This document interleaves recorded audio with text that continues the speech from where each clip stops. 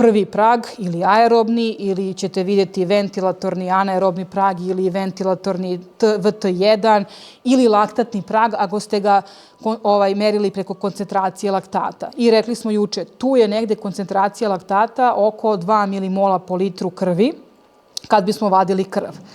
I onda što meni pitaju, a da li vi radite te laktate tokom testa, pa je li to, ja bih da uradim laktate, ja kažem ne radimo laktate, ali će dobiti pragove, da li su ventilatorni, laktatni, dobijamo istu vrednost, samo je radimo sa dve različite metode.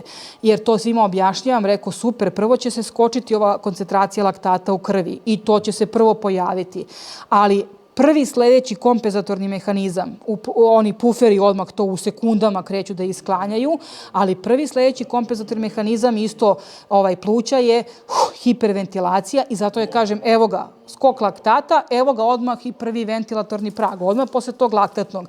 Može da se razlikuje možda u 1 do 2 potencijalno otkucaja srca. Znači ako je laktatni prag, recimo smo ga ulovili na 130, da ovo možda bude 131 i 130, opet vam ne menja ništa bitno u intenzitetu treninga. Sigurno neće laktatni biti na 130, a ventilatorni da bude kad ga izmerimo na 140. Mislim što zaista onda menja stvari, ali ovo je, to je to, jedno prati drugo. Znači samo je stvar kako smo ga procenili i negde ovde preko maske, preko ove ventilacije to mnogo lagodnije, jer vi stavite onu masku i sportista, odnosno osoba koja je na traci, ide do svog maksimuma, ne remetite je. A ovo kad vadite laktate, to ajde trči, pa sad posle 2 minuta iskoči sa strane, pa se vrati i sad to može, mislim, vi iscimate tu osobu jedno 5-6 puta da iskače, da se vraća, nekad to ako neko nije dobar tehnički sa trakom, a već su velike brzine, kad su vam ti laktati najbitniji, nekad imate problem i tehnički da ga vratite, da slučajno ne padne, ne povredi se, mislim, a ovde ste vrlo lagodno dobili isto to samo na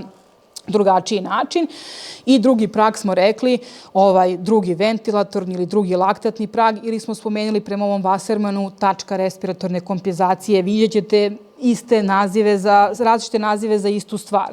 Šta je tačka respiratorne kompenzacije? Kreće ona hiperventilacija i to ono što ste i vi rekli, evo ga kako sad je pred kraj ono baš bučno disao i tako dalje, to je upravo to. I kad mi smo sad vadili laktate, tu bi bilo oko 4 milimola po litru.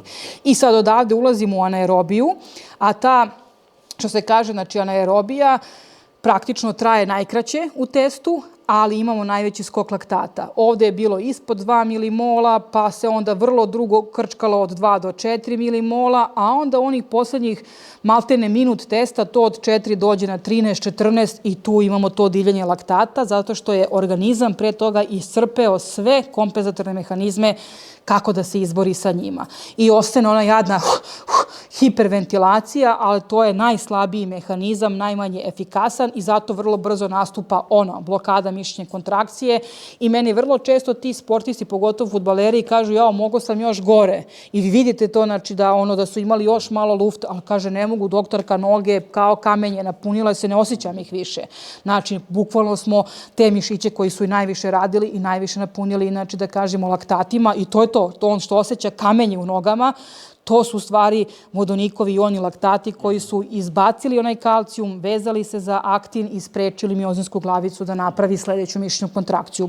Bukvalno blokirani, znači, mišići i sada on kad stane, treba mu jedno vreme to da se oporavi, da se noge malo, što se kaže, rastresu i do kraja dana će on da se oporavlja. Znači, tako da, eto, to je ono što